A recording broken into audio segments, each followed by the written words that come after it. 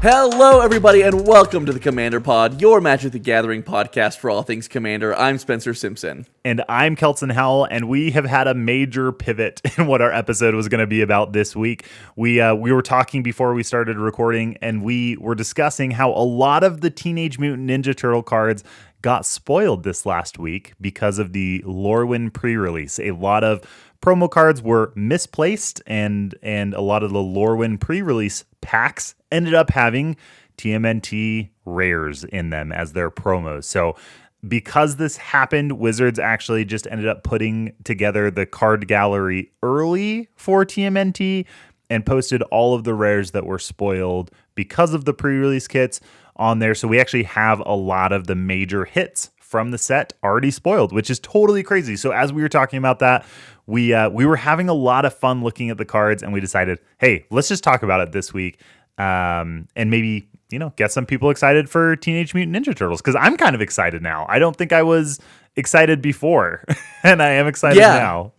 Yeah, I'm not going to lie, I was doing a little bit of complaining about Universes Beyond, doing the obligatory Universes Beyond complaining, Sure. And looking through the set, the art is cool, the cards are cool, and sure, some of it I'm not very stoked on flavor-wise and doesn't speak to me, but I think some of the core big hitters of this set, I'm not really going to care that they are Teenage Mutant Ninja Turtle themed, because they're, one, won't really feel themed that way necessarily, and will just feel like Magic cards that do Magic card things that are cool. We've had turtles before, right? They put in Kamigawa Neon Dynasty. Do you remember the Kappa Shipwrecker or whatever? And it was like, oh, this is literally a Ninja Turtle, and everyone was like, oh wow, this totally feels like a Ninja Turtle. Yeah, and now these are Ninja Turtles from a separate IP. Yeah, and that are also Ninja Turtles. Yeah, exactly. I understand the desire to gripe about it, and also if you took a fair amount of these cards, one I want to talk about later is Renette Temporal Apprentice. If you took this card and told me the name of this card, I would, first of all, I would think maybe it was from Doctor Who or something. Sure. And, I wouldn't... Unless you know about the TMNT universe. Right, yeah, I wouldn't clock it as TMNT immediately, right, at all. Yeah, so what is your relationship with TMNT? Did you grow up watching the show? Did you play any of the games?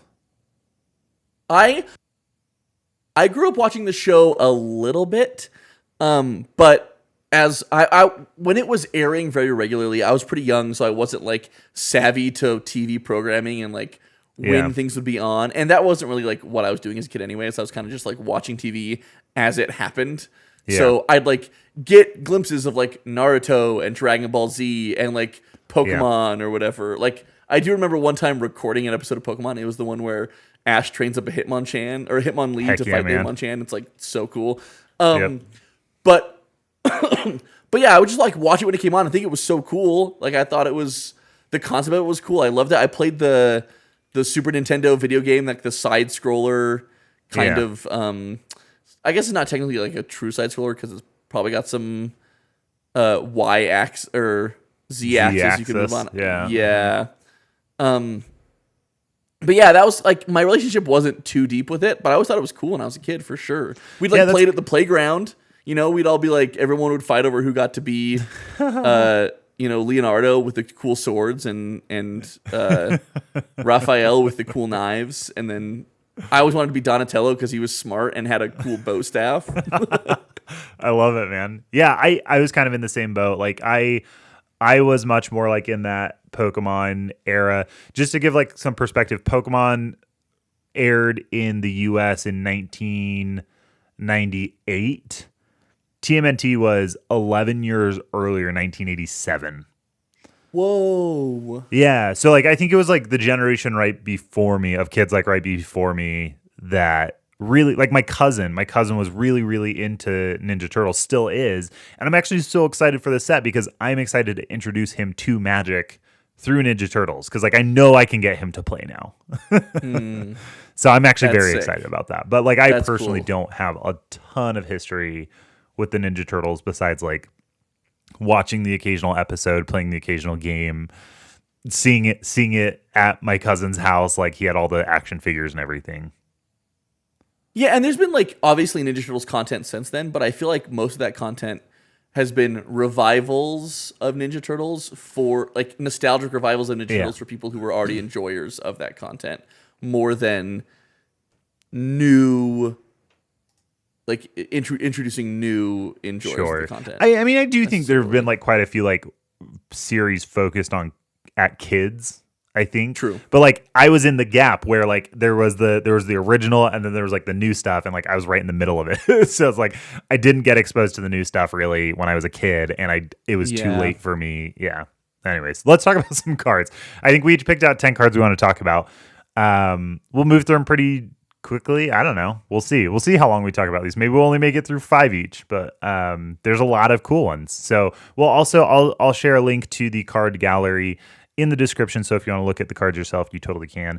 The first one I want to talk about is interesting because it is an artifact that I want to put in my lands decks. A mana rock that I want to put in my lands decks. It's Weathermaker, which is 3 mana for an artifact with landfall. Whenever a land you control enters, put a charge counter on this artifact. Then you can tap to add 1 mana of any color. You can tap and remove 2 charge counters from this artifact to add colorless. Or you can tap or remove 3 charge counters from this artifact. It deals 3 damage to any target. So I read this, and my first thought was, this looks really cool and quite good. And then my next thought was, actually, is this just like a worse command tower plus a worse command tower? Wait, what do you mean by command tower? Or no, sorry, command tower. Commander sphere. Yeah, sure. Sorry, a worse commander sphere. And not Sisay's Ring, but what's the Worn Power Stone? Worn Power Stone that enters tapped. Mm-hmm. But I think it's actually like a better combination of both of those in some way. Because it like, I mean, not to mention that it has the third ability to deal 3 damage to any target, but that it can flexibly be mana fixing for you and also like additional mana acceleration. Yeah, actually, like I mean, I think the repeatable damage every turn is kind of crazy. Like, how often is the thing that's the problem on the board in Commander something that's relatively small and has like 3 or less toughness, but just has like a crazy ability that's like blocking people from doing things or gaining an insane amount of advantage?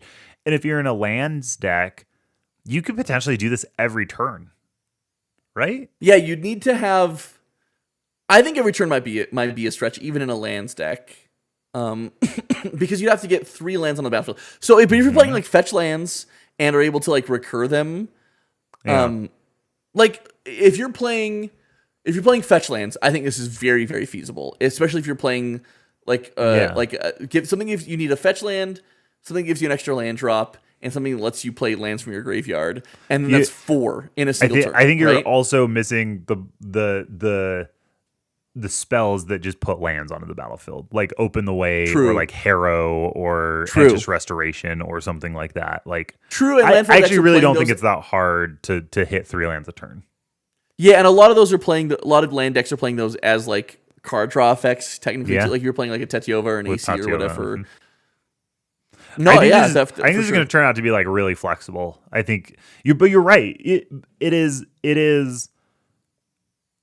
I think in a lands deck, like it is both a commander sphere. I almost said command tower too. Commander sphere and a Worn Power Stone, and also just like removal for small things, which I think is pretty sweet.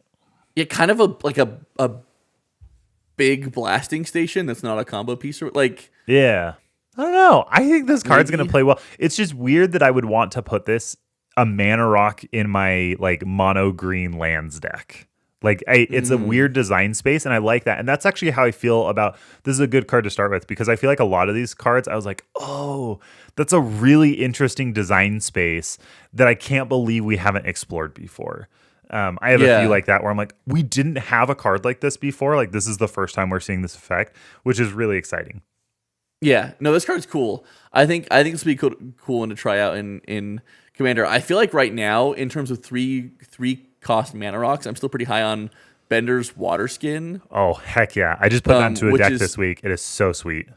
Yeah, which is still, I think, such a cool card. Yep. I'm probably going to be putting it in a deck this week for our pre-con Sweet. league. Heck yeah, man. It'll be really good in your deck. Yeah, I think it'll be insane in that deck. And so I think this one has more flexibility. Yeah, it goes in fun a to compare very these side by specific side. deck, though. Like, you're not playing Yeah. this if it's not a landfall deck. Right. It has to be a landfall deck. And in a landfall deck, you may just not want a 3-mana rock, and I think that's okay. But I do think it's a very interesting design space. I'm excited to see this card. I think it's cool. Yeah, I do think this in a landfall deck too. 3 mana is obviously much more castable. Like this, the fact that it's 3 mana makes it feel kind of tough because 3 mana rocks historically have just not been very good in Commander. Like in Limited, I think this is going to be insane, right? Like this is going to be so good in Limited because it's like you were saying, in repeatable interaction. Yeah, 3 mana, ramp you for the next 2 turns, and then on the 3rd turn, you get to remove something. And you either double ramp on the 2nd turn or that's pretty good. It's going to be on the probably 3rd turn. Pretty good in Limited. Yeah, you're right. Yeah, but but in Commander, unless you're doing landfall, but especially in landfall, 3 mana is not going to be that hard to cast it for, right? Because you're going to be ramping anyway. So it kind of negates that like potential downside of this. So I think that's pretty. I think it's pretty solid. Okay, you give me one. Okay. I'm gonna move from the opposite direction. Okay. I'm gonna go kind of Wooburg order. Mine are skipped white. all over the place. There's cool ones in white. I skipped white. My first one that I want to talk about is in blue, and I guess we'll just talk about it right now. I already mentioned it. Renette Temporal Apprentice. Let me find it really quick. Renette Temporal Apprentice is 3 blue for a legendary creature, human wizard with power toughness 4/3. They have flash, and when Renette enters, return each other non-land permanent that entered this turn to its owner's hand. This seems so disgustingly abusable as a commander. Like, the first thing I thought when I saw this was like, okay, first of all, this is insane. Like, someone cast stuff on their turn, you just hold up Renette, flash it in, right? And then all their stuff is bounced again. And then on top of that, you have like, you don't really do this till you have 6 mana or whatever, but then you just have like a flicker effect or whatever, which is going to be maybe kind of hard to do in mono blue. But if you do have ghostly flicker though. You do have ghostly really flicker, good. yeah. So you survive a turn cycle, then you ghostly flicker, and then you just keep renetting people to death. Yeah, it is kind of crazy. I feel like we do already have, I think, one version of this effect, and I don't remember what the name of the card is. So somebody's going to have to say it in the comments. And I'm curious to know how much it sees play. But as a creature, I think it seems far more abusable. Yeah, because I think I'm not sure what card it is, but it's like an instant, right? There's an instant. Yeah, in my brain, it's an instant or a sorcery. Yeah. And so it being on a creature makes it seem like it would be pretty disgusting. Or like making copies of this too would be like really pretty cool. easy as well. I don't know. It seems you just build this with the commander and just make it a clone deck, and it's just. But also, like, I think there's also cool utility for in your own deck, right? You have cool ETBs that you just can. I don't know. You run this in the 99 of like a Bant enters the battlefield deck that like you get things that like do stuff when they ETB. You cast Renette, they come back to your hand, and then you. Would this have been too good at 4 mana? Potentially, my brain isn't big enough to know what this does. That's like super broken right now.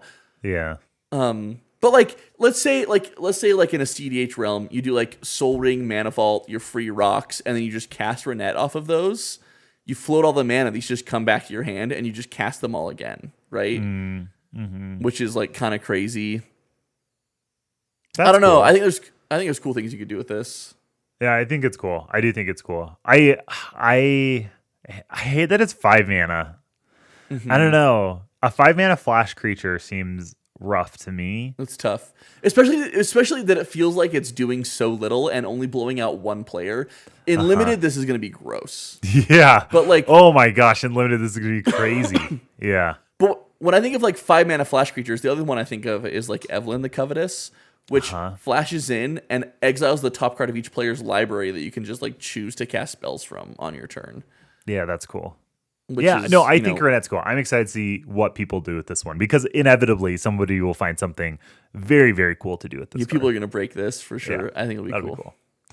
All right, my next one is Southwind Avatar, which is 3 and a black for a 3/4 Snake Spirit Avatar with the Death Touch. Whenever another creature you control dies, you gain life equal to its toughness. And whenever you gain life, each opponent loses 1 life. Oh, that's pretty cool. This is first off, this is a new combo piece for the Blood Bond combo. Yeah, with an Exquisite Blood like type combo. Yeah, Yeah, that's pretty cool. Which is crazy. And like we just keep getting them on creatures, which is actually awesome. It's way more fun. But I actually just love the whenever another creature you control dies, you gain life equal to its toughness. Yeah, when I read this, I kind of just brushed past it as like, oh yeah, when a creature dies, you gain life. Because a lot of what we have is like you gain 1 life whenever a creature you control dies or whatever. Yeah. But that's gaining life equal to its toughness is pretty significant. It has a lot of upside. It's pretty crazy. This is just going to make you live so long in Commander, right? Mm-hmm. Well, and plus the sets that have been printed recently that include this color mostly have been why can't I remember the name of Abzan? And so we're looking at like Tarkir Dragonstorm that plays like Betor and stuff like that are toughness matters. And then in most recent, we have Doran that's got reprinted, which is toughness matters. And so we're seeing a lot of Abzan toughness matters stuff, which I don't know that we'll see in this set specifically, but this card really helps out. And now it also wants to be like Aristocrat's life gain stuff, but like Abzan is also like can life do that. gain. Like can do that. So it enables it kind of ties into 2 different but cool strategies in Abzan. Yeah. Yeah, and it's only 4 mana, which is like pretty cheap for the Blood Bond combo. Yeah, well, because you think of the other one that's doing a Blood Bond combo as a creature would be like Veto, which is 3 mana. But Veto doesn't have the same upside of this, right? Yeah. The same upside of... Yeah, you have to pay 5 mana to give your creatures lifelink. This just makes you gain life when you chump with your creatures. Yeah, that's huge. That's cool. Which is cool. Yeah, I think this one's sweet. I'm very excited for this one. My Orzhov heart is very, very happy. Yeah, that's sick. I've been wanting to do a life gain deck, and I think this would be a cool one to include. Oh, that would be a cool one to build around. That'd be really cool. It'd be fun. I guess it's not a legendary creature, but it'd be fun to include. Yeah, for sure. Is it weird that I feel like this should be a legendary creature since it's like an avatar?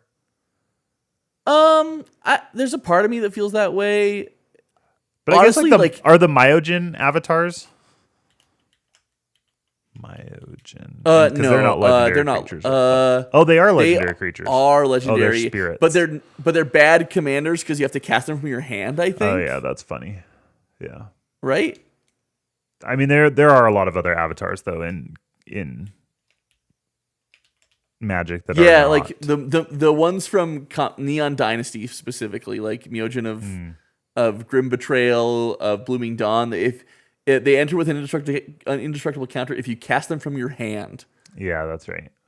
So I think, but like the Avatar cycles, like Avatar of Fury, Avatar of Woe, Avatar of Might, none of those are actually legendary. So yeah, maybe it's weird that I think this character looks. I guess it's because it's a character. It looks like it should be a character. Yeah, because it is. Yeah, it doesn't feel like it's just a rando from the. Yeah, but I don't know. And most of the other things that were spoiled, like almost 100% of the creatures that were spoiled are legendary. Are legendary. Yeah, which is like how is also kind of how like Spider-Man was, right? Yeah.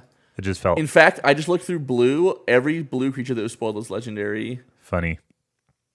Not every white creature, but that probably makes sense for the most part for the rares in the set. Yeah. So I guess that's maybe partially what's feeding that is like that everything else is legendary, so you would expect this one to be. Sure. Okay. All right. Give me another one. My next one is Donatello Gadget Master.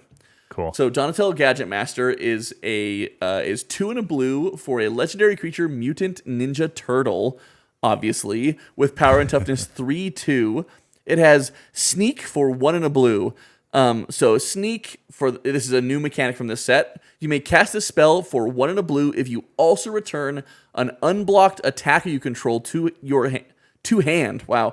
To your hand during the declare blocker's step. He enters tapped and attacking. So the distinction between sneak and ninjutsu is that you have to do it during the declare blocker's step, and sneak also applies to non-creature spells, as we'll see later. We're going to talk about a couple non-creature spells that have sneak.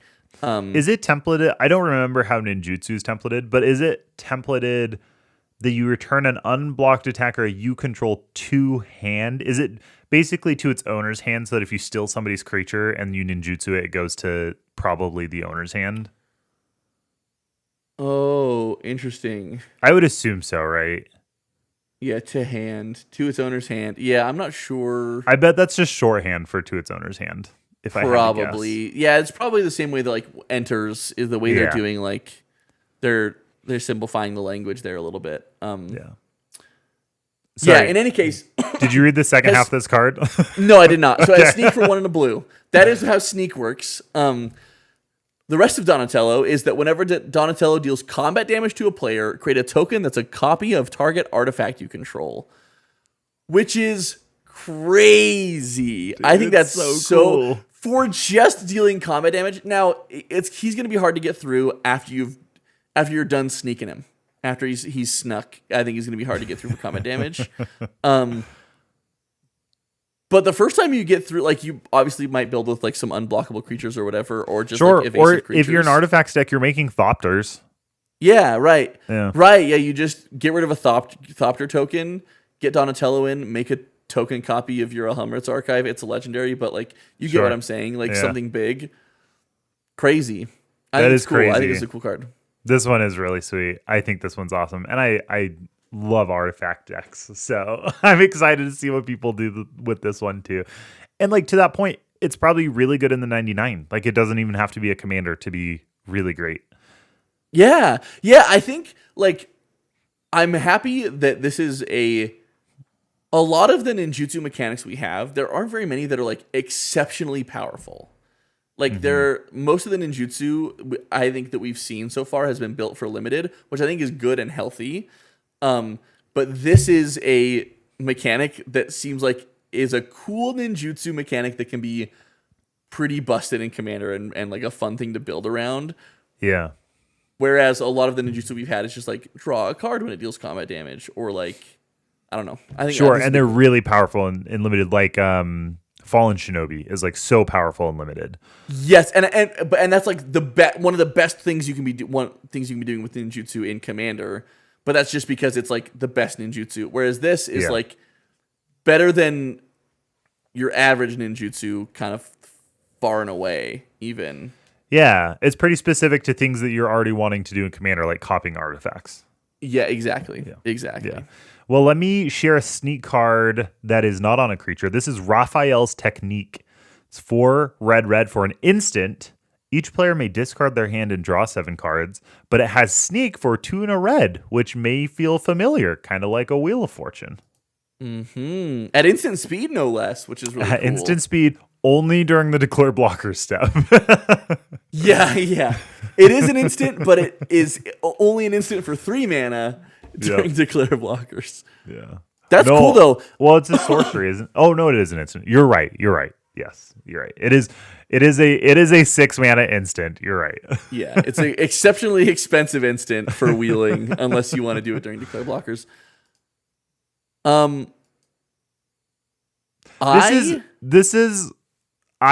love this because I want us to be printing Wheel of Fortune text on more cards. So like this is I got it. Like, right, this is another card that now has the Wheel of Fortune text on it, and that makes me happy.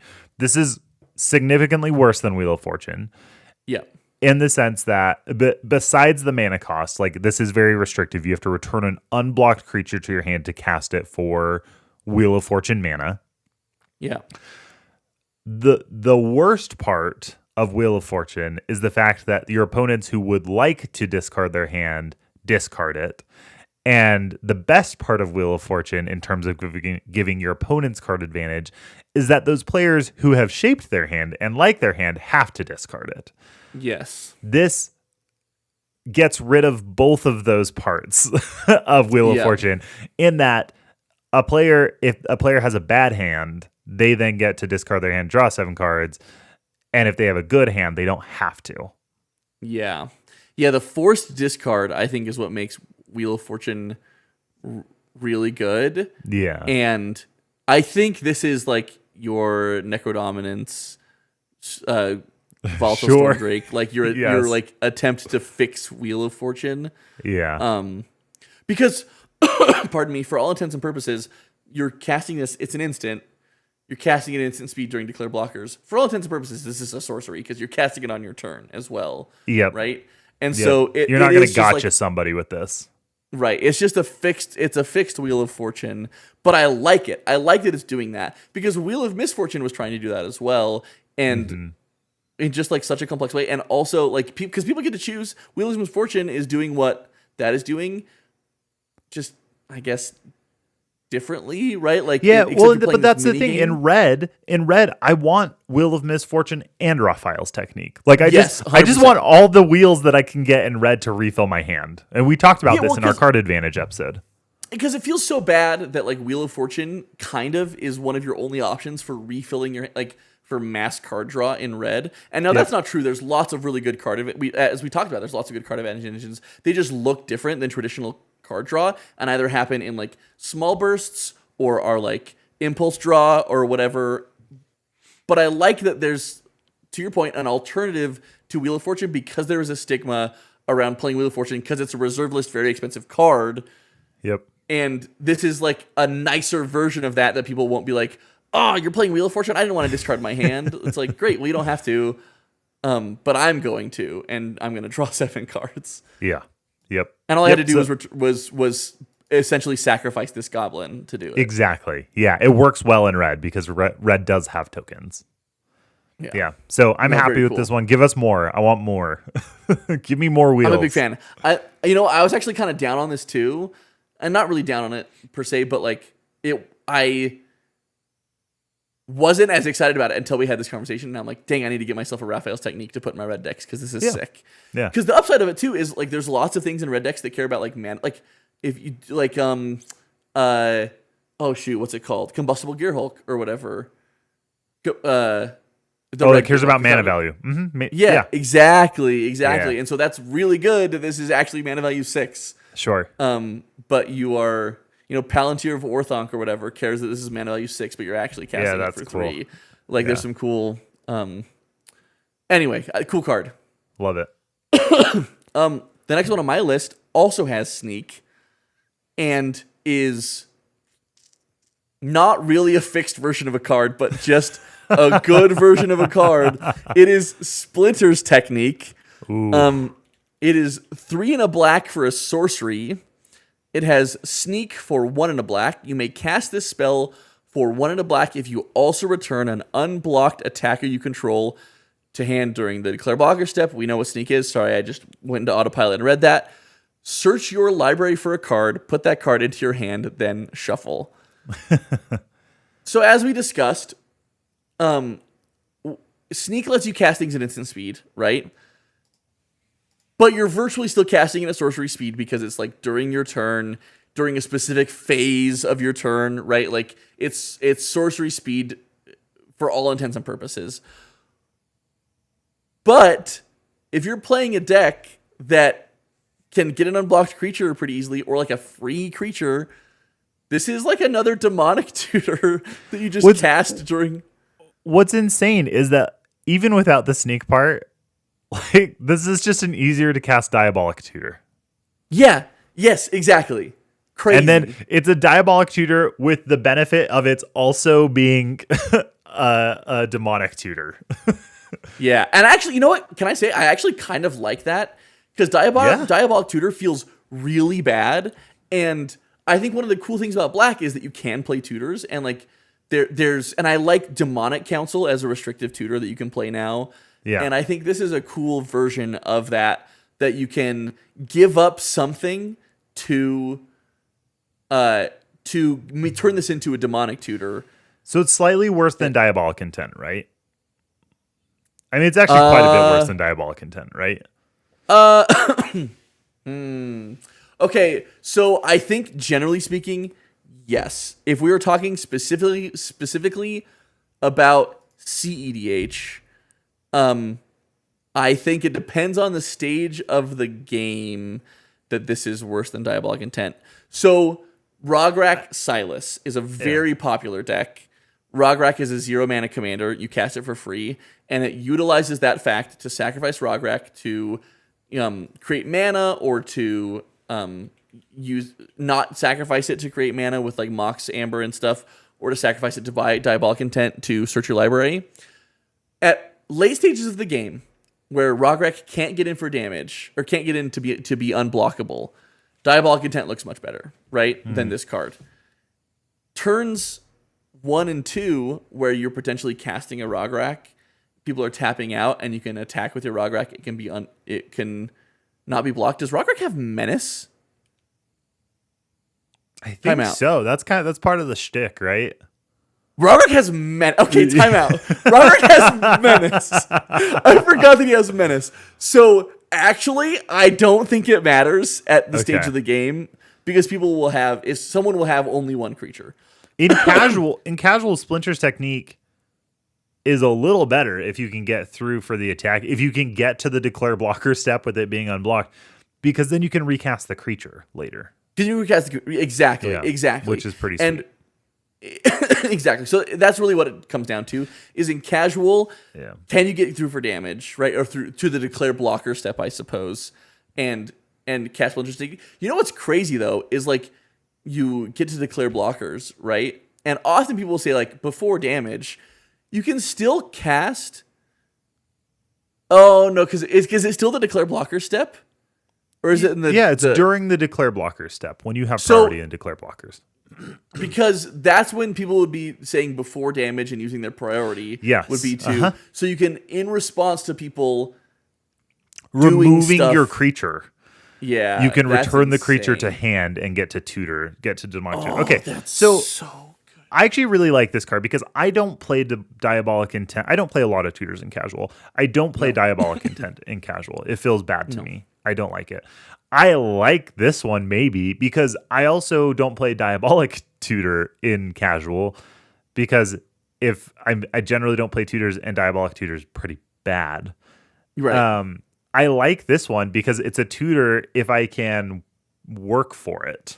Like, yes, it's the same reason. Like, I really like Rushed Rebirth. I think that's a really cool tutor in casual because it's a tutor if you meet a certain requirement. It's kind of like the flares. It's kind of like the flares where it's like, yeah, it's a free spell, but you have to like meet the requirement for it. You're to like be a free preloading spell. it. You're preloading it with the mana you spent on whatever creature you cast to get on the battlefield. Yeah, exactly. And so I like that about Splinter's technique. It's like, oh, I get a tutor if I'm able to like reach a requirement. I think that's kind of cool. So yeah, I think it's really cool. I like this one a lot. I think this one's really cool. I think it's sick. I think it's a cool card. I'm for sure going to pick up a copy of this. Yeah. Assuming it's not $1 billion, which I don't think it will be. $1 billion. It probably won't be. I don't think it will be. It'll be cool. Okay, my next one is Leonardo's technique, which is 3 and a white for a sorcery. This is where I got mixed up. I thought Raphael's technique was a sorcery because this one is. Return 1 or 2 target creature cards, each with mana value 3 or less from your graveyard to the battlefield, and it has sneak 1 and a white. Oh, it's so cool. I love all of the reanimate little stuff spells. I think they're very good in Commander because a lot of value pieces are small. And you might play an early advantage piece. It gets board wiped or removed. And then late game, this gets you like 2 of them back, which is really cool. You know what? Like, each with mana value 3 or less is insane. Because usually it's like total mana value 4 or less or whatever. And so the fact that you can, for 2 mana and the cost of returning probably a token creature of some sort to your hand, right? A human. Like a human. You just get back 2 3 drops. That's crazy. Yeah, this one's sweet. All of the techniques are very, very cool. They're awesome. This was a great cycle. Yeah, I like this a lot. What's the blue technique? Oh yeah, okay, I remember that one. Also very cool. The techniques are cool. I'm a fan. Yeah, they're awesome. This was a great cycle. Okay, what was another one of yours? Okay. Shark Shredder, Oh yeah. Killer Clone. This one was cool, and at first I read it, I was like, oh, that's kind of cool. And then I read it again, and was like, oh, this is actually way cooler. Shark Shredder Killer Clone is 2 black for a legendary creature Shark Octopus Ninja with sneak 3 black. It has first strike, and whenever Shark Shredder deals combat damage to a player, put up to 1 target creature from that player's graveyard onto the battlefield under your control. It enters tapped and attacking that player. So when I first read this, I was like, wait, how does that work? You're already out of combat. I did the and same then you thing. have to jump back to the first line and remember that it has first strike. This is one of the cards where I was like, oh my gosh, like this is such cool design space that you have something happen in first strike damage that then affects the combat stage. And I'm sure there are other cards like that in Magic, but this one as a reanimation spell that has the creature enter tapped and attacking is so cool. I got so excited by this card. Yeah, this is sick. So I do have a follow-up question. Say you get back a creature that has first strike. It doesn't do combat damage. Right? If you get back, yeah, it won't do combat damage because it won't do combat damage because you're past first strike. Yeah, it also doesn't work very well with sneak.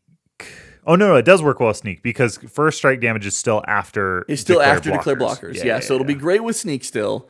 Oh man, that's so cool. But just make sure you don't get first strike. This is the card. There are several cards from this set that I'm very excited to put in Grima. This is one of them. Like I can attack with Grima. Grima is unblockable. And like late in the game where I don't want to just like randomly roll a spell off of somebody's deck, I can just sneak this in, replace Grima with this, and then reanimate a huge threat in somebody's graveyard. Like it's so cool. So like, and also like deal damage with that threat too, because often it's like reanimate something. Like I think of gosh dang it, I can't think of the name of it. The backup one from March of the Machines. The green one, the Conclave Sledge Captain or whatever it's called. No. The black backup one that has Death Touch and gets a creature back when it deals combat damage. Yeah. Archpriest of Shadows. Of Shadows. Yeah, exactly. That less mana value first, or more, costs more, 5 mana. That one costs 5 mana. Well, this one's 5 mana to sneak. If you sneak it in. This one is 5 mana if you sneak it in. And that one technically is 5 mana, and you can kind of sneak it in because if you have a creature that can attack this turn, you can, whatever, give it back up. But you're not getting the damage from said creature on the turn that you reanimate it, which is and then it gives it a window to get removed, right? Yeah. Yeah. And so if you are getting something that also has an attack damage trigger, you're getting that trigger right away, which is crazy. Yeah, this is cool. This is so rad. I'm so excited for this card. Oh my gosh, can you imagine? Okay. It's also just good to play on turn 4. Like you play this on turn 4, turn 5, you attack with it. Someone either has to maybe sacrifice their commander to a first strike creature or just let you reanimate something, right? So cool. It's so cool. Can you imagine getting someone's double strike creature? Now you don't, or getting someone's creature, sorry, the double strike creature doesn't matter. Getting someone's creature that gives creatures double strike. Oh, that would be cool. To get this a second time, that would be so insane. Sick. Which there's a Leonardo in this set that does give your creatures double strike. So that could happen in a limited environment with TMNT. Oh my god. Is that crazy? Dude, they're pushing creatures so hard now. They're sweet. They're cool. Creatures are so good. Yeah. I mean, but we say that, and we also just read Splinter's technique and Raphael's technique. Like in a red limited environment, you can just Wheel of Fortune. Which we are comparing to cards like Demonic Tutor and Wheel of Fortune. Yeah. This set's wild. It's really cool. Yeah. That's insane. Yeah. So cool. Okay, I'll read another one. I Yeah. think April O'Neil Hacktivist is very cool. 3 and a blue for a 1/5 legendary creature, human scientist. At the beginning of your end step, you draw a card for each card type among spells you've cast this turn. I think this is a cool commander to like just go mono blue, play every card type. That sounds fun. I mean, like, Yeah, that is pretty it's kind of cool. a pile deck. Like, it doesn't really do anything, but I think it's really cool. I just think it's fun. You know what? It turns into kind of a reverse. Sorry, I need to make sure I phrase this in the correct order. A mono blue reverse baby lasagna, Oh, sure. Yes, absolutely. right? It Yeah. doesn't matter that they left the battlefield. It matters Yeah. when you cast them. Yeah, that's funny. So, sorry, I should clarify. Baba Lysaga. Yes. Baby lasagna is what Joey's baby lasagna deck. Yes, our friend at EDH Rec calls it. Uh-huh. Crap, I can't remember his name. Joey, feel didn't I bad say now. Joey? Isn't it You Joey? said Joey. You said Joey. Yeah. Yeah, thank you. Joey at EDH Rec plays That's funny. Baba Lysaga. Yeah, that's cool. That's all I have cool. to say on that one. We can move to the next one. I just think it's a cool card. That's cool. I'm gonna call it reverse baby lasagna now whenever I like see it. it. Okay, I got another black one. Surprise, surprise. This is Madam Null Power Broker. Yeah. Madam Null Power Broker, I'm sorry, is 2 and a black for a legendary creature, Demon Advisor, with power and toughness 1/3. First of all, before I continue reading this card, we are getting demons that cost less and less mana. Oh yeah, Like, there's Lilia- more demons than I thought were going to be in a turtle set. Like I didn't know that there were a lot of demons in the turtle universe. I didn't know that either. And Liliana's contract over time is just Is getting. only getting the stocks on Liliana's contract are just continuing to Maybe I need to pick climb. up some Liliana's contracts because it used to be you had to cast 4 6-mana spells, and now Yeah. it's like, okay, let me cast this 3-mana demon, and Yep. then the cloning of Shredder to get a couple copies of it or whatever, or they have to be with different names, I think. How many? Okay, wait. Let's play. What are the cheapest? Oh my gosh, dude! There's so many. Do they have to be legendary? Let me look up Liliana's contract. I think they just have to have different names. Liliana, I spelled Liliana wrong. Liliana's contract. When it draw 4 cards, you lose 4 life when it enters, which is crazy for 5 mana. At the beginning of your upkeep, if you control 4 or more demons with different names, you win the game. Oh yeah, dude, that's crazy. Yeah, so we got a 2-mana one in Final Fantasy. We got a 2-mana one in Kamigawa Neon Dynasty. We got two 2-mana ones from Final Fantasy, and then another 2-mana ones from Kaldheim. 3 Oh my gosh. from Kaldheim. And is it demon creature? I don't think it's demon creature. That's crazy. Yeah. Because There's a lot of 'cause- 2-mana demons, actually. There are a lot of Oh 2-mana my demons. This gosh. is not a 'Cause new Blade thing. of the Oni is looking just at an it. equipment demon from Kamigawa. Well, no, it's also a creature. Blade of the Oni is actually a creature, too. Oh, It's it one is of a the creature. Okay, reconfigured ones. yeah, because it's got Nuts, the freaking man. reconfigured. That's crazy. Rock Cursed Rakshasa from Which is sweet. So we've had 2-mana demons, Yeah. but like the fact that we have so many more now is crazy. And ones that are good. Sorry, we haven't read this card yet. Ones that are good, sorry. Liliana's contract is actually my favorite card from this set. Okay, so Demon Advisor, power toughness 1/3, 3 mana, has Death Touch. Whenever another creature you control enters, you may pay life equal to its power. If you do, put that many +1/+1 counters on it. That's crazy. Yeah, it's pretty That's cool. crazy. I mean, It's like- obviously, that's you're gonna chew through your life total really quickly doing that. You are, but if you have lifelink, like you want to put this on lifelinkers, right? Because there was a similar card to this in the Esper Final Fantasy precon, where when you cast a non-creature spell, you can pay X life, where X is that spell's mana value, and then create a 1/1, and then put that many counters on it. But the commander has lifelink. The creature has lifelink Gotcha. itself. This is like Railway Brawler, kind of. Like Green gets this just from Railway Brawler. Like your creatures enter with X/1/1 counters, where X is its power. Yeah, but Railway Brawler costs 5 mana. 5 mana. Yep. This is 3 mana, and all you have to do is start paying life to just get bigger and bigger right creatures, away. which is pretty Is there insane. something going on in the reflection of the window on this art? Is there like, are those like faces? Ooh. Can you tell? It looks kind of like a fish person. I can't tell. I can't tell if it's like a weird... It looks like Mikey to me somehow. Do you think it's a turtle? I figure it should be a turtle, but... Looks like his mask. I can't tell. Yeah, I don't know. Yeah, this is a cool card, though. This is sweet. Cool card. Yeah, I'm excited about that one. Yep, that one's awesome. Crap. All right, over to you, brother. Another thing that I was going to say about this card, but maybe there's not. Okay, I'm going to just jump to the next one. Kitsune Dragon's Daughter is 4 blue for a 6/6 legendary creature, Fox Warlock Avatar with Vigilance. Whenever it enters or deals combat damage to a player, you may exchange control of 2 other target creatures controlled by different players. Okay. I see the appeal of this now. This is Agent of Treachery, right?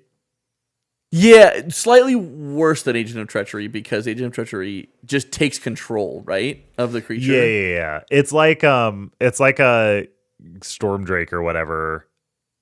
Or Gilded Drake or Volatile Stormdrake with Titan text. With Titan text, but also an Agent of Treachery because it doesn't have to be this creature that you're giving up.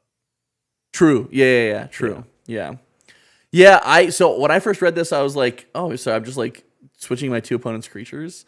But I guess I put the other instead of other target creatures. Oh, other players. Is what you're thinking. It's kind of how I read it. And I was like, oh, that's kind of dumb. Like, why am I doing that? But that makes a lot of sense where you're just like making tokens or whatever, making like little dummies, little dorks. But you could also switch your opponent's creatures if that messes them up. Yeah, true. Absolutely. Because I've done that with a sudden substitution before. Like I've just been like, yeah, you get that creature, you get that spell.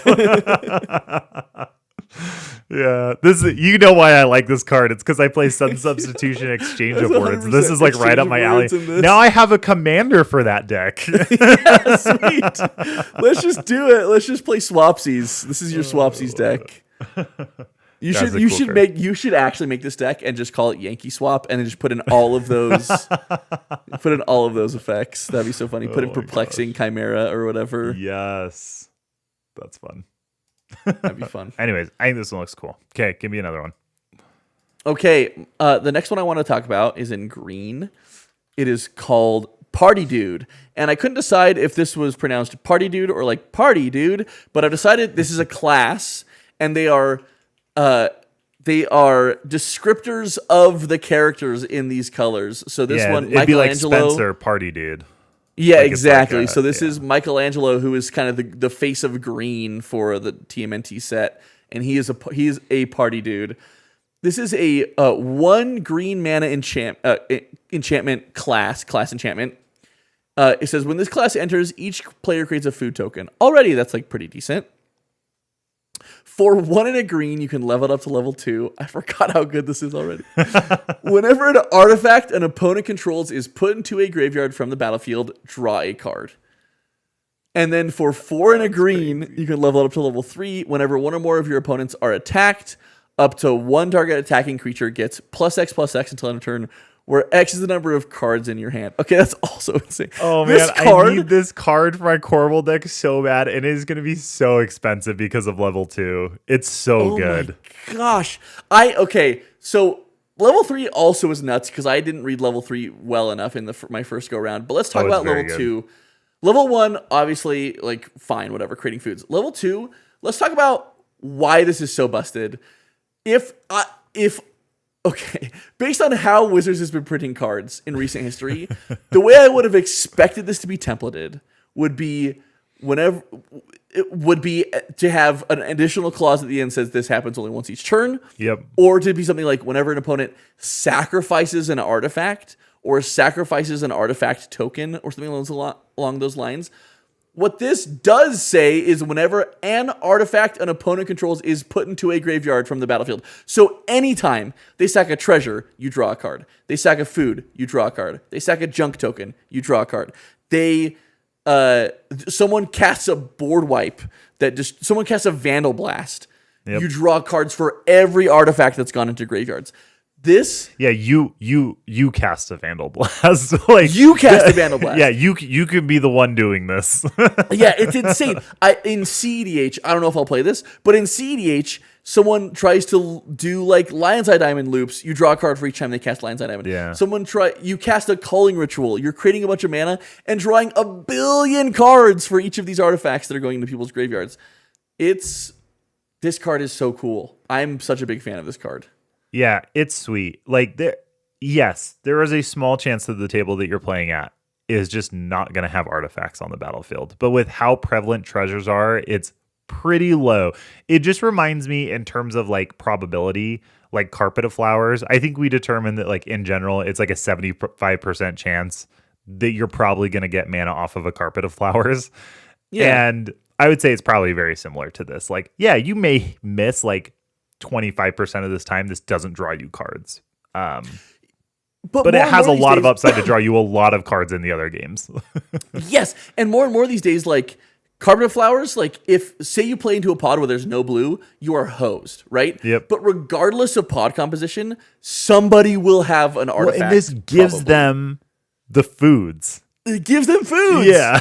Right? Yeah. That they might sacrifice, right? Or might not. No, I think this card is so good.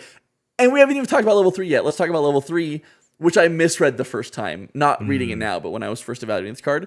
Whenever one or more of your opponents are attacked, which is insane, up to one target attacking creature gets +X/+X until end of turn, where X is the number of cards in your hand. I read this as whenever you attack. Nope, it's whenever anyone attacks one of your opponents. You can get you can buff a creature. You can buff one of their creatures. Dude, this is like a duelist heritage, but for the cards in your hand. He parties hard. The party dude parties really hard. Dude, this card is so sick. Yeah. This is going to be one of the all-timers from this set for me. I can already tell. I'm going to want to get my hands on one for sure. 100%. This is going to be heads up from me, not financial advice. Disclaimer. Yeah. Not financial advice. The classes were insanely slept on in Bloomburrow and have like what's crazy is they were like hyped and then slept on for a long time, and now they're just like skyrocketing again because they're so good. I think Party Dude is like, this is an insane the card. real deal. I think people need to play this. Yeah, I'll be curious to see how the other ones do. I mean, some of the other ones are good as well. I don't think we have any more of them on our list, but I am curious to see how they do. I'm gonna send this to the Tassiger Discord right now and be like, "Yo, we're playing this, right?" I love it. Okay, my next one. I'll go ahead and read my next one. Turtles in Time.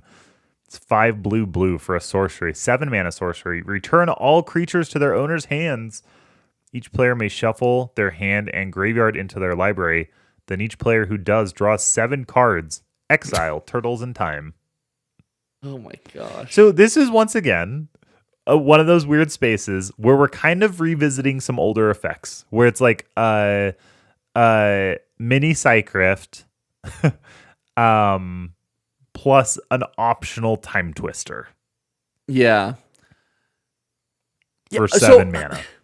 You know what's so funny is like that's kind of how I read it too, and that's absolutely correct. But what's weird is like when I say it, when I talk about it like that, I evaluate it against each of those cards individually, and I'm like, oh, Cycrift is better, clearly, and Time Twister is better, clearly. But what's crazy about this card is you have to think it's like both of those effects simultaneously, where they're all those creatures going back into their hand, and then they have to get choose shuffled away potentially. And right, so if they want a new hand, they either have to choose to keep those cards and try to recast them later, or shuffle them away and just get a fresh 7, which is... So my guess, I don't think this is going to be a highly played card. My guess is this gets played... Do you think I'm crazy? Is this my One Ring? Is this my version of the One Ring? Because here, I think this gets played in mainly like spellcaster decks, where it's like you don't commit very hard to the board and you don't have that many creatures that you really care that much about. And everybody else does commit to the board. And then you say, great, I'm going to bounce everything. And after I've already like cast a bunch of spells, emptied my hand, I'm gonna cast this, and then just it basically turns into I get to time twister. You all have to replay your hands for a turn. So it buys you a turn to draw a bunch of cards and rebuild while your opponents are forced to rebuild. Because likely, if your opponents are playing to the board, they're not going to shuffle away their creatures. Like, they're just going to sit back and try and rebuild for the next 1 to 2 turns. So I think this actually buys you a lot of time in a Spellslinger deck. I agree. I agree. I think that's actually played in. I think you played an artifact, like heavy artifact decks as well. Sick. This is kind of like the upheaval of Commander, right? Like where you can asymmetrically be like, yeah, I'm playing artifacts, so I'm just gonna like replay everything. In this case, you don't even have to because it doesn't even bounce them. Yeah, well, you think about like an artifact deck. Say like a lot of things you're playing too are like, think about like Thought Monitor as an example. Like you're storming off with your artifacts. You want to be replaying anyways. Right, exactly. Cast your Thought Monitor, you draw some cards, you cast some more spells, then you cast the Turtles in Time, bounces back to your hand, and you cast another Thought Monitor. And it's mostly your decks like you can't though. You can't recast the Thought Monitor unless you don't shuffle it away. Oh, true. You're right. It's all in one. It's all one clause. Okay, no, that's a good point. Yeah, that's a good point. Yeah, probably Spellslinger decks is where this wants to be. Where like you've had a Stormkiln artist out or whatever, you're creating a bunch of treasures, and now you have you've created a bunch of mana. You Turtles in Time, and you still have some mana left over potentially to like continue storming after your Turtles in Time. I do think like that. Essentially time walking all 3 of your opponents. Like that's what like Cycrift is great because it's only your opponents and it's a great closer, right? What I like about Turtles in Time is like it won't be as ubiquitous as Cycrift because it's not just like, oh, Cycrift and I win the game because you don't have any creatures that I can attack now, right? But what it does do is it has the same time walk effect that Cycrift does of cool, I didn't really have very much committed to the board, and even when I did, like I felt like I was in a bad spot and I need a new hand. So I'm just gonna Turtles in Time. You like put all these cards back in your hand, and you either shuffle them away. Probably you don't because you want to recast these creatures. But what ends up happening is you can't cast all of them. Probably you have to discard down to hand size, and now you're discarding either some of the gas you had in your hand for later, or some of these creatures that you wanted to get back onto the board, right? Depending on what your hand state was at the time. I think Cycrift feels more like a way for you to close a game, and this is more for you to stall a game. Is more so what it feels like to me, because like the Cycrift being an instant speed and asymmetrical is like great. I'm about to win on my turn. Yes. Whereas Turtles in Time is like, it's my turn. I'm not winning. Like, this is a great from behind card where you're like, I'm not winning. I haven't committed to the board, and I need to take a second chance at this game. I need to like draw a new 7, basically, right? Yeah. And so like this does that for you. I think 7 mana is extremely rough. For sure. But like in that instance, I think it's actually better than Cycrift. Because maybe not better than Cycrift, but close to better than Cycrift. For the from behind use case of like I'm behind, I don't have anything meaningful in my hand. Just because it does Time Twister. Because it does the Time Twister thing. Yeah. I'm going to be interested to see how this one plays. I do not think this is going to see very much play, but I do. Yeah, okay. I also don't want to be on record saying this is better than Cycrift. Like, because it's not. But and I was feeling the same way, which is why I think I said I feel like it's actually just an extremely different use case than Cycrift. Like I would never want this when I want a Cycrift, and I would never want a Cycrift. I mean, you always want a Cycrift, but I would never. Probably. Yeah, I just think they just fall into like 2 very different play patterns, probably. Mm-hmm. I don't know. Maybe not. I mean, either way, if you're like sorcery speed slamming because you think about like when you would want this, you'd be happy with a Cycrift, but this is probably better, I guess. But it's like probably better. Yeah, but not the other way around. But when you want a Cycrift, this would not do anything for you. This is also as a from behind card. My other issue with this being a from behind card is that if you're behind and you cast a 7 mana sorcery and it gets countered, you've probably lost the game. You are blown out. Yeah. There's probably no recovering at that point. Yeah, depending on the stage of the game, though, it could be that like someone backs you up. Like, Yeah, if it's like if you're in an arch enemy situation, yeah. then probably someone backs you up. Yeah. The hard part about it is Cycrypt is permanence, non-land permanence, and this Yeah. is creatures. And the non-land permanence is exceptionally meaningful. The fact that it But it's bounces also rocks the ones and- you don't control. Like it's like Cycrypt Yes. is completely asymmetrical. Yeah. It hits Cycrypt- more things, Cycrypt- and it only hits your opponent's stuff. Yeah, Cycrypt is just so much better. It's just like But, not even like, close. This is okay. We've been talking about that they're printing fixed versions of cards. This is feels like a fixed. That's exactly what this is. This is a fixed Cycrypt. It's a fixed Cycrypt upheaval time twister. Yeah. Yeah. Anyways, cool. Interesting Agreed. card. I'm very interested to see what happens with this card and how people use it. Again, I want to reiterate: no sound bites.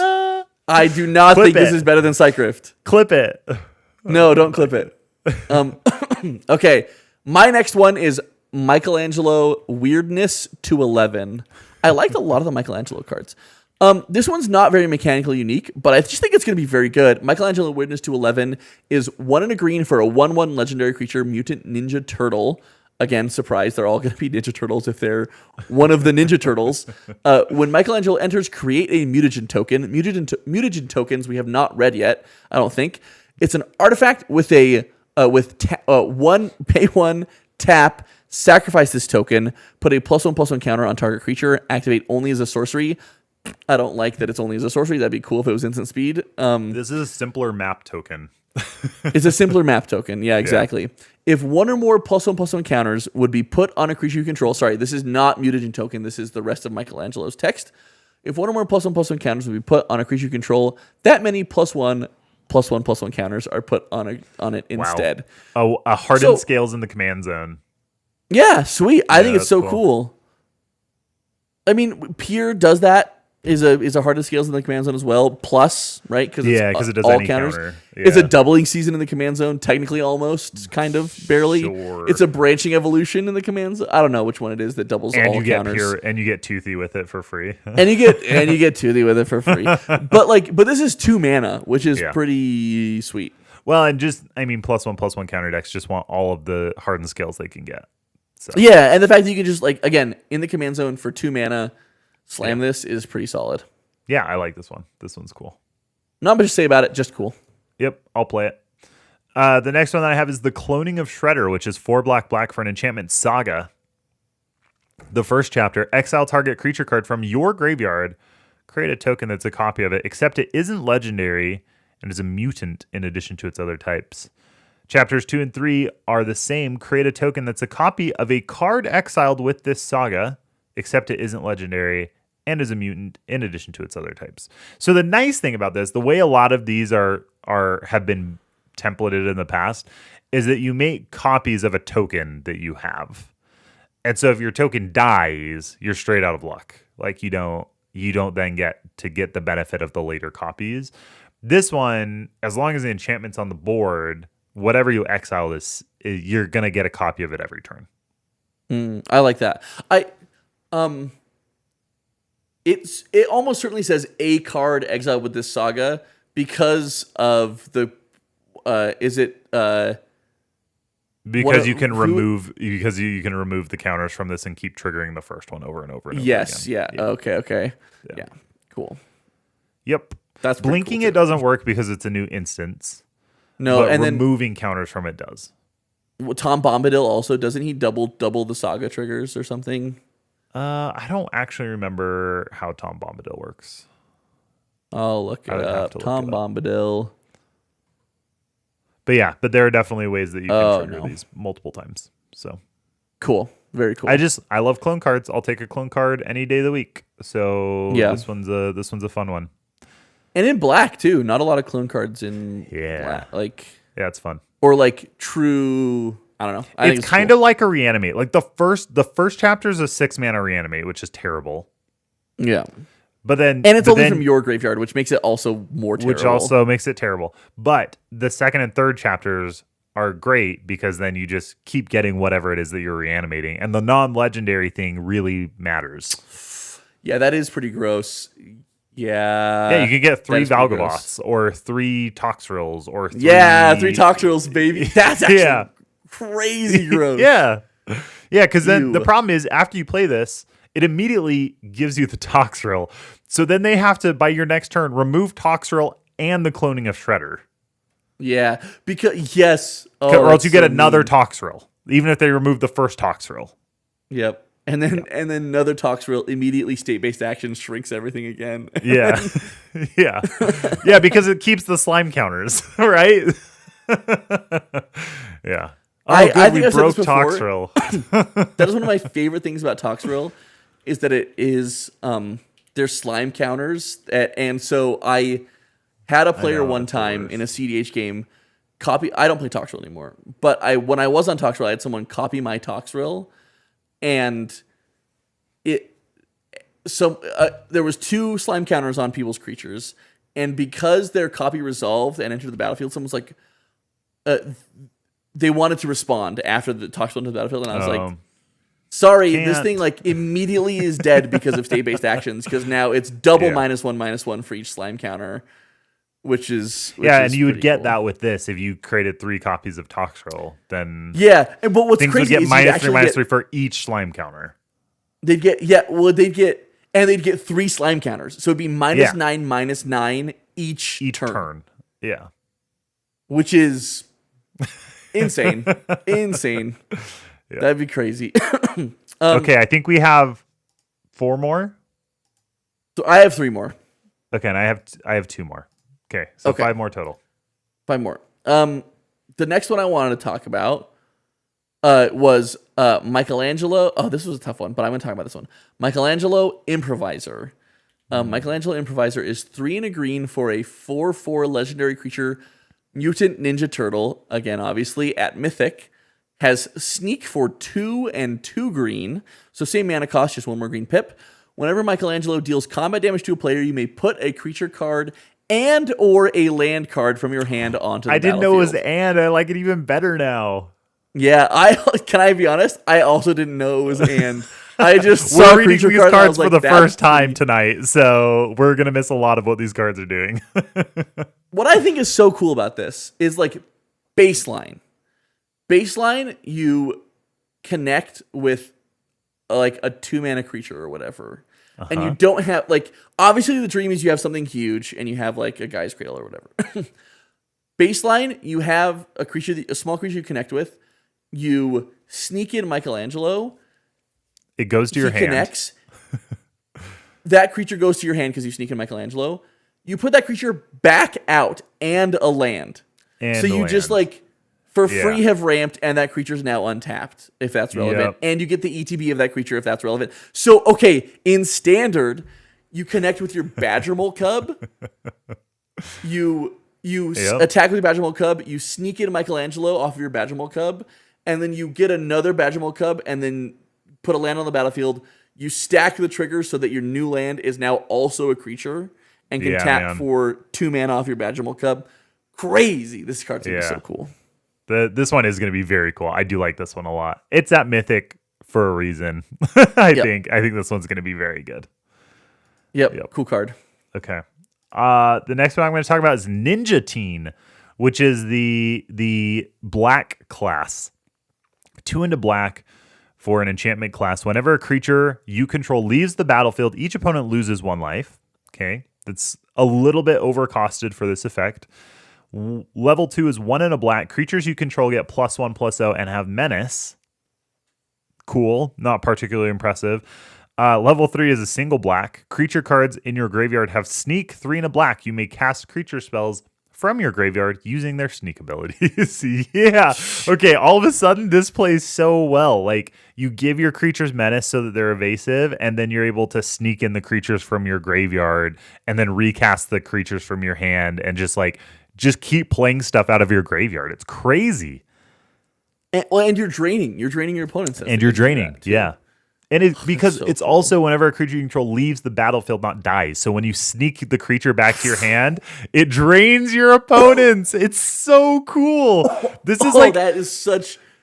this is cool like an template. entire story arc in a single card. Like, this is just so cool. It all works together incredibly well.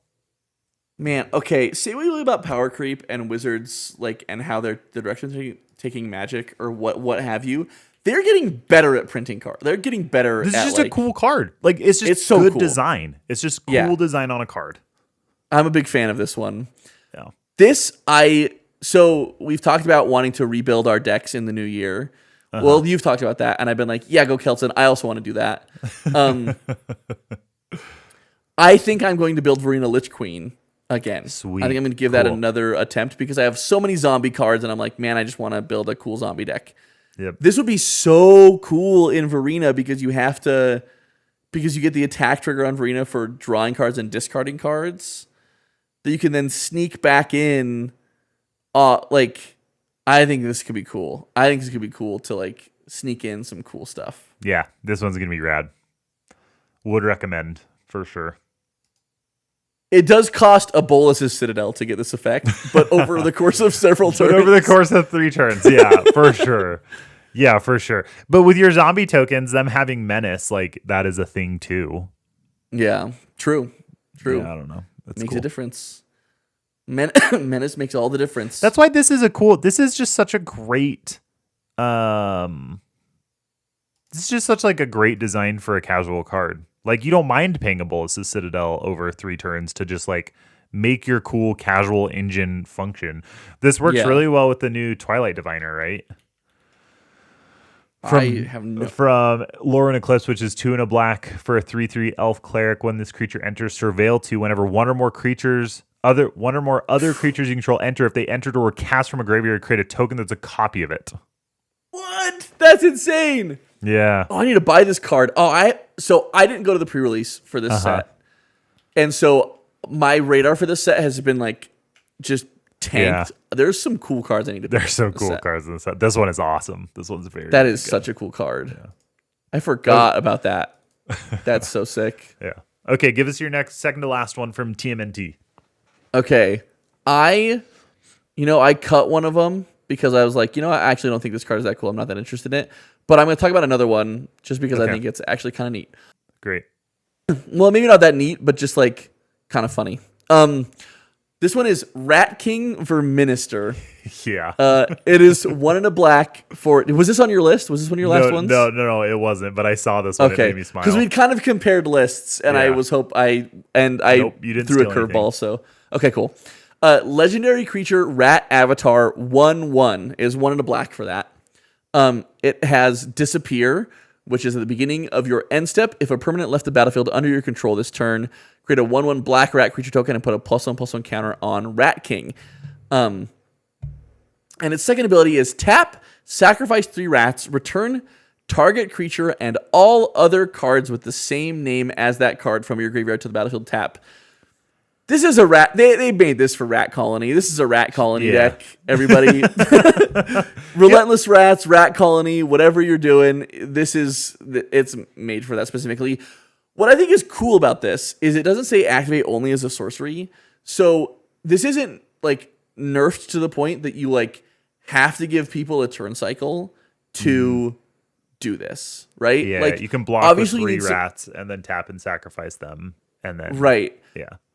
What is also cool about this is, like, say you have 3 rat colonies out, or say you have 2 rat colonies and Rat King out, right? You can, on whatever turn this is, you can cast something to mill a bunch of cards. Like, I don't know what you're going to do to that, but, like, let's pretend that there's a card that just lets you mill a bunch of cards. You can tap this.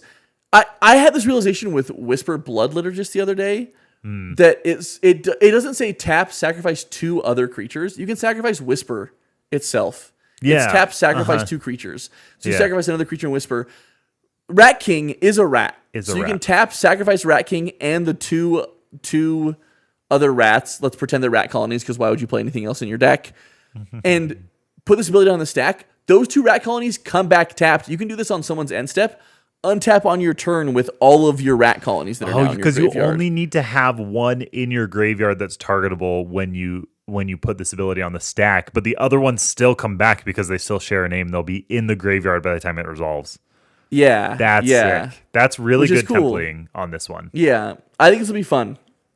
I like I it. mean, it's going to be a rat colony, relentless rats, whatever deck. Yeah, But it'll be sure. cool. It's a little bit on rails, but I like it. Yeah. Or change. I guess not changelings. Changelings don't really matter. Yeah, you do. They have to have the same name. Yep. Yeah. Yeah, it's cool. I guess there's a world where you slot this into like not persistent petitioners. What is it? What's the other one from? What's the black one? Is there a black one? Is there another black one? No, yeah. Well, it's not rat colony. It's Shadowborn Apostle. It's a Shadowborn Apostle. Yeah. Because it's target creature. Well, so I you guess could totally do because it makes rats. Like you only have to make 2 other rats, so you could totally do it. What does Shadowborn Apostle do? Just and then you get to search for some demons, I guess. Yeah. So it's a rat Shadowborn Apostle demon tribal. It's deck. rat Shadowborn Apostle. It's a hidden Liliana's contract deck. There we found it finally. That's so great. Okay, well, speaking of your demons, my last card is a demon, so this is one that can go in that deck. It is Savanti Romero times Exile. 3 black for a 4/4 legendary creature demon wizard with trample. At the beginning of combat on your turn, you put a +1/+1 counter on Savanti Romero. Then you draw X cards and lose X life, where X is the number of counters on Savanti Romero. Can I interest you in a 1 ring in the command zone? Yeah, honestly, like a less abusable 1 ring, but still. Yeah.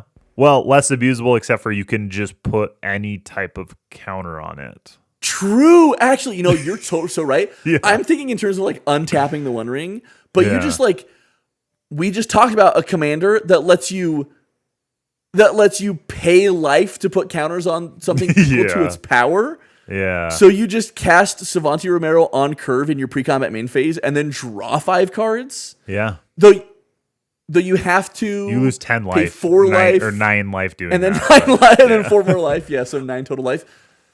Yeah. But No, I guess you might only do lose that. 6 life. You only lose 6 life because you lose 5 life because you only lose life equal to the counters on it. Right, but you would pay 4 life to put 4 counters on it. Yeah, you would. You'd lose And then you 9 put life. 1 more counter and lose 5 more life. Yeah. Hey, you're in black. You don't care. Yeah, right, exactly. Who I'll cares, pay life to draw man? cards any day of the week. Yeah, it's sweet. I mean, it's cool. This will be used. People Yeah, play it's a this cool in card. decks. I like this a lot. And People it's play 2 this in relevant any creature counter types. deck. In any counter deck that is in black, you'll probably run this card. Yeah, search this up with your Shadowborn Apostles after you've Exactly. got them out with Rat King. I love it. Oh my gosh. That is my new favorite meme deck.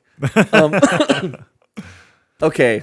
All right. My give us your last one. card will probably be one of the most talked about commanders from this set because people love ninjas, and this has to be probably the best ninja commander printed ever. Yep.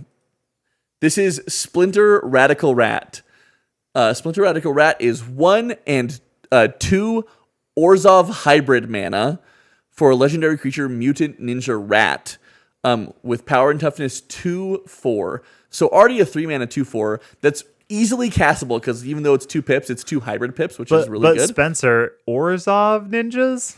I know. Orzhov Ninjas is bad. Well, let me continue reading. The first line of text here says, if an ability of a ninja creature you control triggers, that ability triggers an additional time. That's crazy. Amazing. That's insanely good for ninjas if you're trying to do ninja things.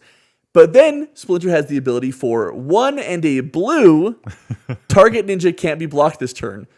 Uh-oh. All right, it's now guess I don't- Esper color identity. Guess it's Esper, and I guess I don't have to ninjutsu my ninjas in anymore. Yeah. This is insane. I think this is cool. This is so Satoru Umezawa, I think, turned into like the ninjutsu commander, Sure. but this is like the ninja commander. Yeah, but it works- obviously, But it works Outside so of- well on both sides of ninjutsu because it can, and whatever this new one is, sneak, because you can make something unblockable so you can ninjutsu in something from your hand. But then once it's on the battle, because a lot of the ninjas trigger on dealing combat damage. So it's like, it's hard once they've been snuck in to like then trigger them again. Well, guess what? Yep. Now that they're on the battlefield, you can just make them unblockable and you get the trigger again. So it's like, after you've done the Fallen Shinobi trick, you can just keep doing it every turn. Yeah. And okay, and I realize that Yuriko the Tiger Shadow still exists and is like an Of course. insane ninja commander, obviously. But I think like it is widely Have we accepted had that one in Yuriko, Esper yet, though? Like this good in Esper? right? Exactly. Yeah. I don't think so, and I don't think we've had like a doubler specifically for ninjas. Mm-hmm. And I think is it there's got to be some other like ninja ETBs that are like good. For sure. Like Well, yeah, I mean, what- in this set, Krang and Shredder is like a 6 mana that has Titan text that at the beginning of your end step you get to cast a card that it exiled without paying its mana cost. It's kind of like a Fallen Yeah. Shinobi. That's insane. Yeah. Yeah, this will be cool. I think this will be a cool ninja commander in Esper. Yeah. Yep. It will be. It's going to be great. It'll probably be one of the most popular commanders in the set, if not in Commander for a couple of weeks. Yep. It will. If history is any indicator, this will probably in short order be one of the more popular, if not most popular. As now, don't hold me to that. Yeah. Of most popular Esper commanders, but like But most popular ninja commanders, it will be probably in the top For 3 sure. next to It's Yuriko crazy. and Satoru. can I share with you a crazy stat actually while we're talking about Sure. this before we go? Do you want to take any guess on who is the most popular Rakdos commander? I mean, off the top of my head, I'm probably going to get it wrong, but it might be Prosper. Prosper is now the 5th most popular. 5th. At, Okay. At 12,000 I'm going to feel decks. dumb when I hear who the first one is. I'm going to be like, oh, yeah, of course. The first most popular is Valgavoth. Oh, sure. Yes, I did. Yes. I should have guessed that. Valgavoth was printed, I guess now almost 2 years ago now. Well, I am shocked by the second one that it has gotten that high. Yes. The second most popular is Deadpool trading card. Yeah, which this is is stats- amazing, which is absolutely incredible. Yeah. Yeah, the card itself, The card itself is really Yeah. good. Yes. really good card. I think this is over the last 2 years, if I'm not mistaken. I can't tell where it's I telling think me it the is. stats I think from. it is 2 years if you just go to the top Rakdos commanders. Okay, yeah, okay. But the jump here is insane. Like it's 22,000 decks of Valgavoth to 13,000 for Deadpool. And Prosper has 12,000. It's only 1,000 less than Deadpool. Right. And Prosper was like 3 years ago Yeah. was like and we should also mention the next two are Kuja Genome Sorcerer and Judith Carnage Connoisseur, who were also printed in the last 2 years. Yeah, uh-huh. That's crazy. So, like, when I say, I guess, if history is any indicator, Magic is becoming more and more popular. Commander's becoming, like, so popular. It wouldn't surprise me if Splinter shot up to the top 5 Esper commanders in short order. Oh, surely. I mean, let's look at the top 5 Esper commanders. They're Ishtola, Hashiton, Oloro, Sidar Jabari, and the Esper Urza. Okay, yeah, it's going to be number 2. Almost Yeah, it'll beat out almost certainly is number 2. Hashiton for sure. Because it's not going to beat out Ishtola. No, Cat but it'll beat out Mommy Hashiton. stays uncontested at 30,000 At almost certainly. 30,000. And Hashiton, I can't believe Hashiton has 20,000 if I'm being honest. That's a lot. Yeah, it's crazy though, right? Like Yeah. the modern commanders, first of all, are pushed because they're so Sure. good. But I would be surprised if it's not number 2. Yep, it'll be really sweet. terms of- I guess the only thing that would prevent it from being number 2 is if enough people don't want to play a Teenage Mutant Ninja Turtle character. Like, I think Final Fantasy has broader appeal than the Turtles do. Man, I agree with you, except that there wasn't the Demir ninja that like major ninjutsu cost 1 less also a rat ninja? Wasn't it also basically Splinter? What Give me a was second. the I'm looking it up. We It's had from Kamigawa. Vren from Bloomborough. What set was it from? The Kamigawa Neon Dynasty. Silver Fur Master. Silver Fur Master, Yeah. Demir, Creature, Rat, Ninja is basically Splinter. If this had been a commander, this would have been an exceptionally popular Sure. ninja commander. Yeah, I totally don't would've. think the distinction between Splinter, Radical, Rat. I think Splinter is close enough to what exists in Magic the Gathering already Yeah. that it's not going to turn people off. Whereas like a Mikey or a Leonardo or whatever Yeah, maybe. might do that. I mean, also the turtles are cool. Like, you don't have to have watched the TV show to like No. I'm not saying feel some that like they're a turn-off residual necessarily. cultural nostalgia for the turtles. Sure. Yeah, exactly. I'm not saying that they're a turnoff inherently, but to the point of like it's like not as level as ubiquitous of an IP among nerddom as Final Fantasy. I think that won't be enough of a deterrent that people won't be like ninjas. Like let's do I think it. that's probably true. Like Splinter's just going to be cool. Yeah. Agreed. I love it. Awesome. Well, I have found myself after looking through the card gallery today quite excited for the set. Going from pretty ambivalent towards the set and just being excited that I know somebody who's probably going to get into Magic because of the set and being excited for them to now me actively being excited for the set and thinking, wow, look at all the awesome design space that was used for this set. Like these are just cards that are just cool cards. Like, and the fact that they also have turtles on them and the art is good. Like I'm excited by this art. The art is actually very fun. I think that was one of the things I was primarily concerned about is like my historical understanding and exposure to TMNT has not been like dope art. Like obviously good art, like not any shade to the artists, but the style has not spoken to me and has not screamed Magic the Gathering cool, if that makes sense. Sure. Yep. And any of my family hearing me say Magic the Gathering cool in that sense gonna laugh at you. would make me laugh and scoff at that a little bit.